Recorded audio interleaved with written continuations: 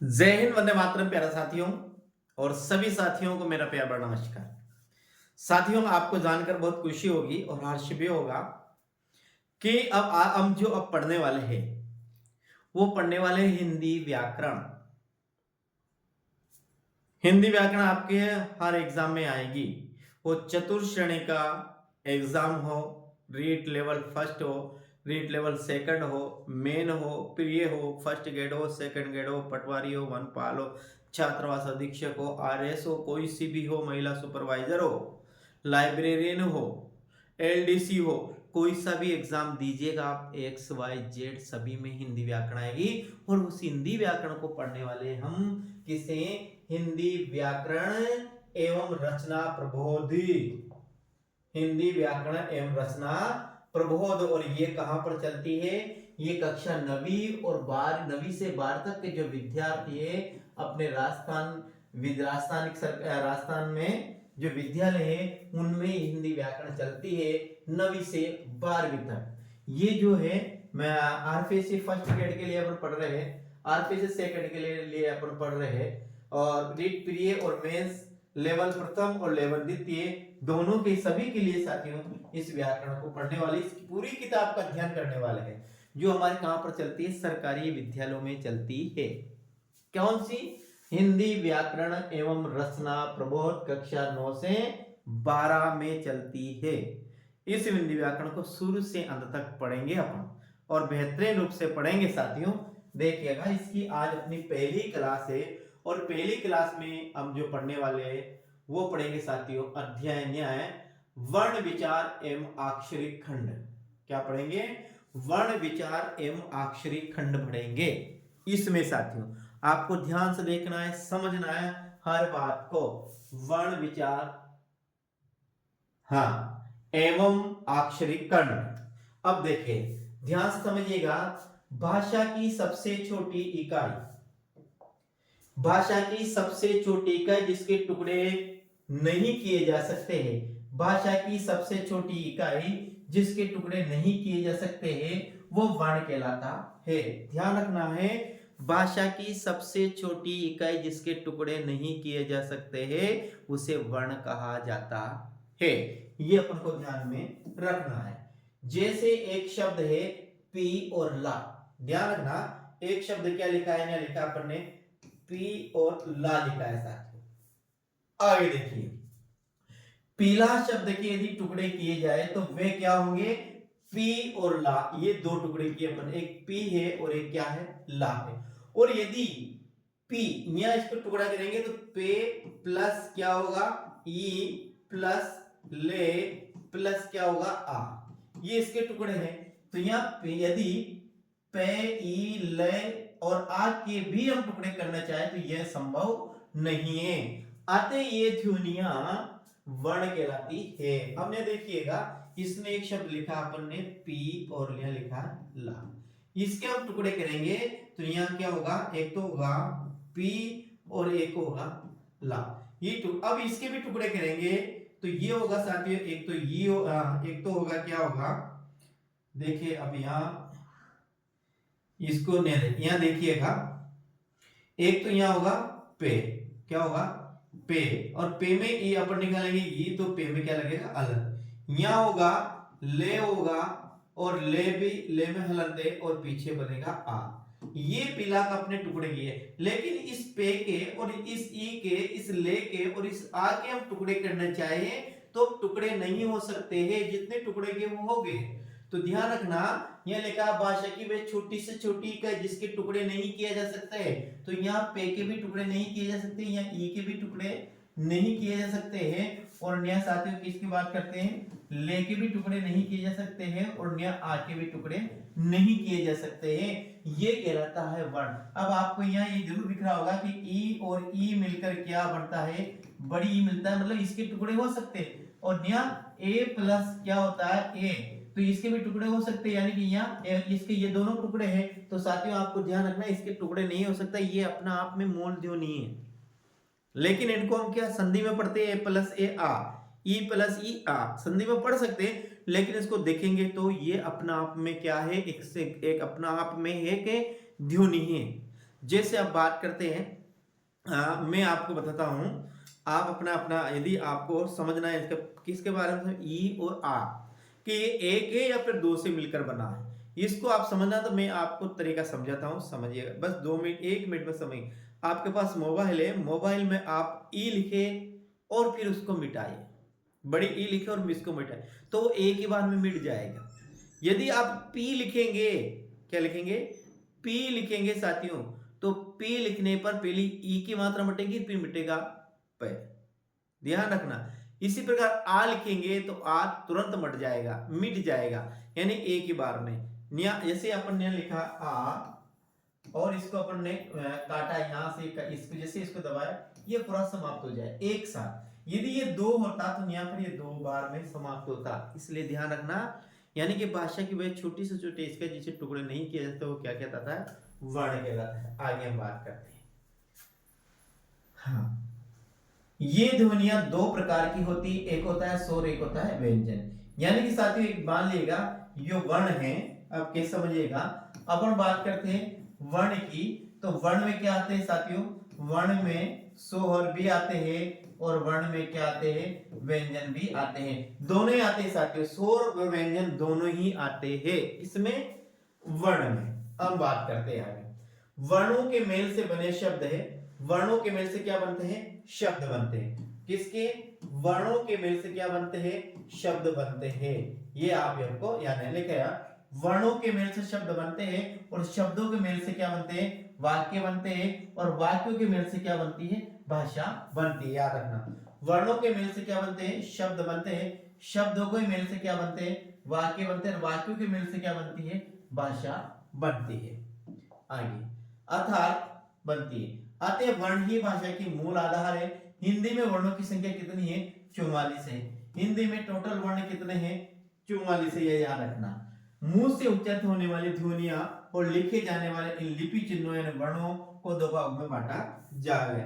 यानी कि वर्णों को साथियों लिपि चिन्ह भी कह सकते हैं, वर्णों को लिपि चिन्ह भी कहते हैं। किसको, वर्णों को क्या कहते हैं, लिपि चिन्ह। साथियों किसे कहते हैं, वर्णों को कहते हैं, अपन को ध्यान में रखना है। वर्ण 2 है, एक स्वर है और क्या है, व्यंजन है। अब स्वर किसे कहते हैं, जो वर्ण बिना किसी दूसरे वर्ण की सहायता से बोले जा सकते हैं वो स्वर कहलाते हैं। जिनको उच्चारण करने में किसी दूसरे वर्ण की सहायता नहीं ली जा सकती है उसे वर्ण कहते हैं। जो अपने आप में बिना रुकावट के, मुंह से बिना रुकावट के, जो ऐसी ध्वनियां जो बिना रुकावट के ही उच्चारित हो जाती है, यानी कि बिना बाधा के ही उच्चारित हो जाए, वे क्या कहलाती है, स्वर कहलाती है। यानी जिनके उच्चारण में दूसरे वर्ण की सहायता नहीं ली जाए, जिनके उच्चारण में दूसरे वर्णों की सहायता नहीं ली जाए साथियों, वह क्या होगा, वह कहलाएंगे, स्वर कहलाएंगे। आगे हम बात करते हैं,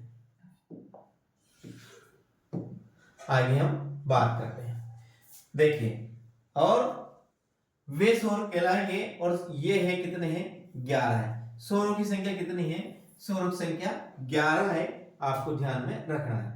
अब कौन कौन से ये भी आपको देखना है, यहाँ देखिए आगे लिखा हुआ है, ये सभी ए, अब देख कौन कौन से हैं, ए, आ, ई, उ, री, ए, आई, ओ, औ, ये 11 स्वर है। तो स्वर की संख्या कितनी होगी, 11 होगी साथियों।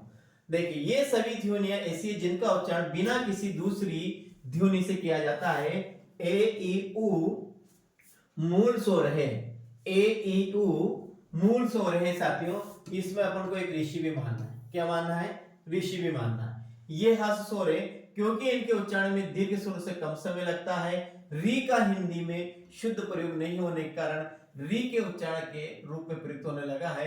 केवल ऋतु, ऋषि, ऋण आदि कुछ शब्दों के लेखन में इसका प्रयोग मिलता है, इसका उच्चारण री होता है।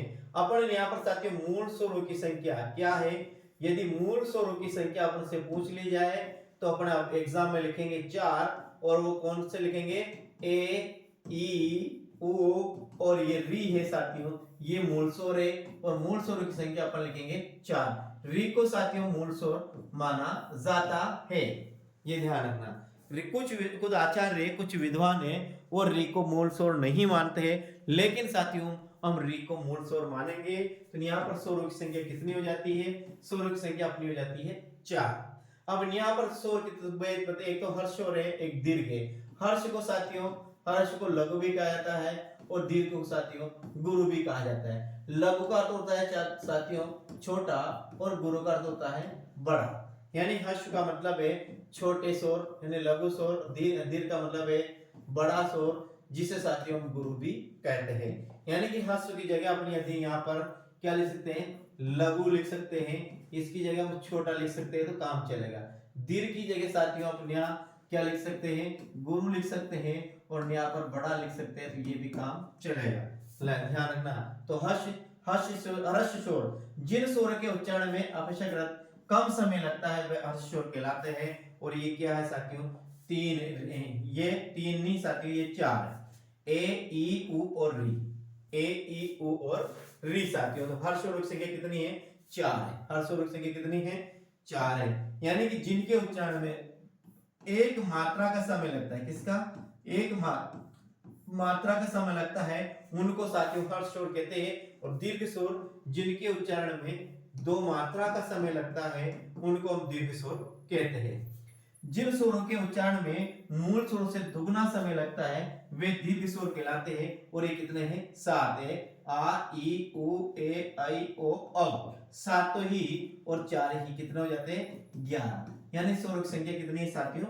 11। आगे अंग्रेजी के आ स्वर का भी प्रयोग हिंदी में होने लगा है, जैसे डॉक्टर, कॉलेज आदि। अगला आता है साथियों व्यंजन। क्या आता है? जो वर्ण स्वरों की सहायता से बोले जाते हैं वे व्यंजन कहलाते हैं। और मूल रूप से व्यंजन स्वर रहित होते हैं साथियों। मूल रूप से जो व्यंजन है वे स्वर रहित होते हैं। मूल रूप से जो व्यंजन है वो स्वर रहित होते हैं साथियों। अब कैसे? देखिएगा, जो मूल रूप से व्यंजन के उच्चारण में फेफड़ों से निकलने वाली सांस मुख के किसी न किसी अवयव उच्चारण स्थान से बाधित होती है। जब हम किसी वर्ण का उच्चारण करते हैं तो वे किसी स्वर की सहायता से ही उच्चारित होता है। जैसे पे का उच्चारण करने पर पे प्लस ए की सहायता से उच्चारित होता है, यानी कि पे का हम उच्चारण नहीं कर सकते हैं। तो यहाँ पे प्लस ए साथियों क्या होगा? पे प्लस। हाँ, ये क्या है? हल चिन्ह है जिसे हम हलंत कहते हैं। व्यंजन के स्वर रहित होने का परिचय है कि यदि तो ये क्या है? ये स्वर रहित व्यंजन है। क्या है? स्वर रहित व्यंजन है। और ये पे क्या है?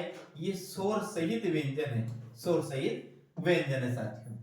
आगे बात करते हैं। स्वर रहित व्यंजन के साथ हल का चिन्ह लगाया जाता है या फिर खड़ी पाई वाले व्यंजन चिन्ह की खड़ी पाई हटा दी जाती है, उसके अर्ध रूप का प्रयोग किया जाता है। जैसे यहाँ अपराहन, तो ये पाठ्य में ठे है, विद्या में दे है और पट्टा में टे है साथियों। ये आधे आधे ये स्वर रहित है।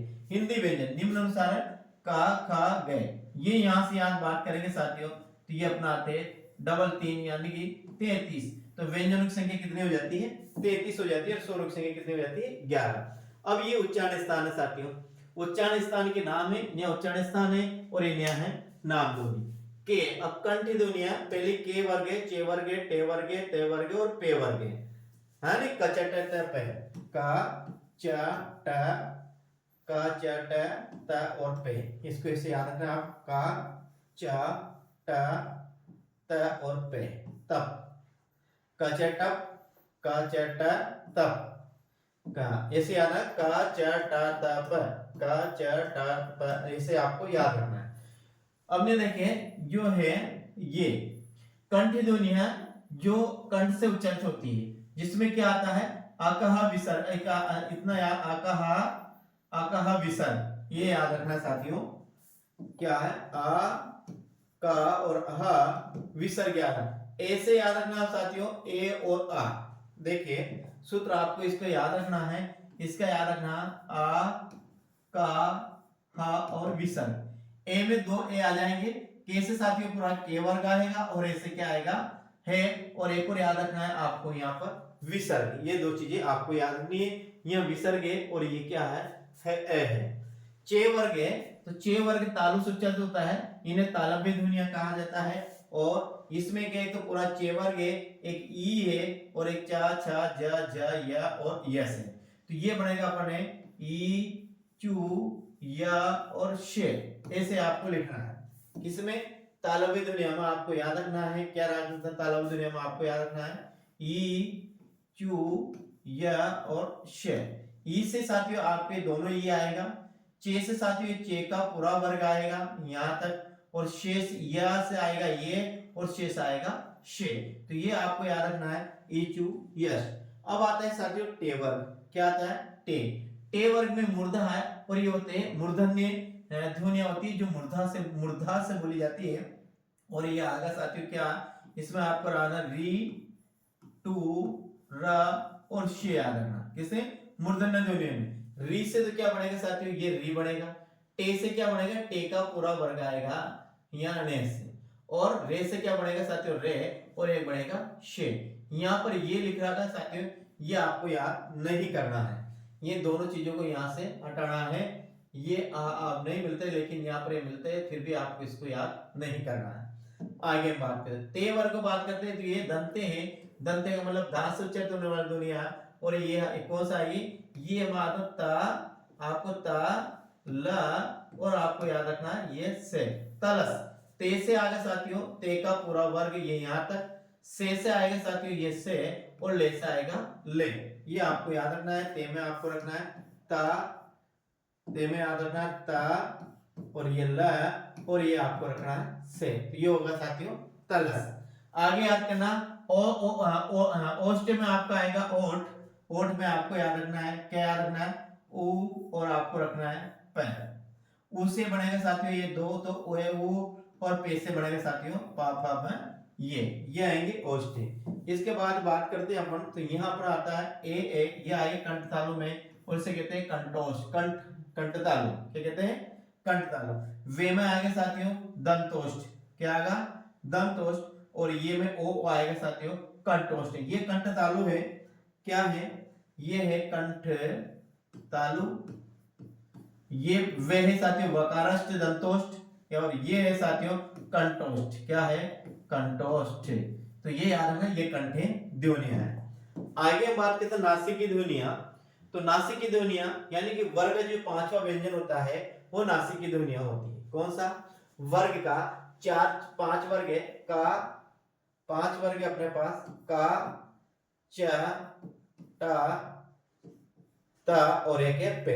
इनका जो पांचवा वर्ण है वो है साथियों नासिक के ध्वनि। अब इसका पांचवा वर्ण के वर्ग का पांचवा वर्ण क्या होगा, ये है, इसके बाद जे, और टे का होगा साथियों ने, ते का होगा, हाँ ते का क्या होगा, ते का होगा साथियों ने, और इसका होगा ने, इसका होगा ने, यहाँ होगा ने, और न्या होगा में। ये ध्वनियां ये पांच है, इनको पांच ध्वनियों क्या कहते हैं नासिक की। जैसे ज्ञाना नामाना, इनका उच्चारण नासिका के साथ साथ कंठ तालु मूर्धा तथा दांत और ओष्ठ के स्पर्श होता है, अतः इन्हें नासिकी ध्वनियां कहते हैं। अंतस्थ में साथियों आएंगे चार, य र ल व, क्या है या र ल और व, याद रखना या र ल व, ये आएगी साथियों अंतस्थ ध्वनियां। ऊष्मी व्यंजनों की संख्या है श स ए, ऊष्मी व्यंजन आएगा श, तीन तो से और एक आएगा इसके साथ है, तीन से आएंगे और एक आएगा इसके साथ है, ये आपके आएंगे ऊष्मी व्यंजन में। हाँ गर्भ से होता है, हमारी जीभ शे का उच्चारण करते समय तालु से शे का उच्चारण करते समय मुर्दा से, और शे का उच्चारण करते समय दांतों से घर्षण करती है। अब न्याय है साथियों संयुक्त अक्षर, क्या है संयुक्त अक्षर में आपको क्या चार याद रखना, श, एक त्र, और एक याद रखना ग, और एक है श्री राम वाला शी। ये साथियों चार है, श त्र गे और श्रे, ये श्री राम वाला, तो ये संयुक्त व्यंजन है। अब संयुक्त व्यंजन में के बड़ा जो साथियों ये यो, ये का और शे का, ये क्या पूरक आधा है और शे क्या इसमें पूरा है। यदि इसको आधा करने वाला तो जाकर पीछे ए आ जाएगा। त्रे की बात करते हैं ते में हलंत है और रे पूरा है। गे की बात करते हैं तो जे में हलंत है और ये क्या है पूरा है। श्रे की बात करते हैं तो यहाँ पर शे आधा है और रे क्या है पूरा है साथियों। हिंदी में गे का उच्चारण गे होता है, इसलिए इसका विस्तार ग या अ, गे की तरह भी अब होने लगा है। तो ये था साथियों अपना वर्ण विचार। आज ये पूरा अपन ने वर्ण विचार पढ़ा है।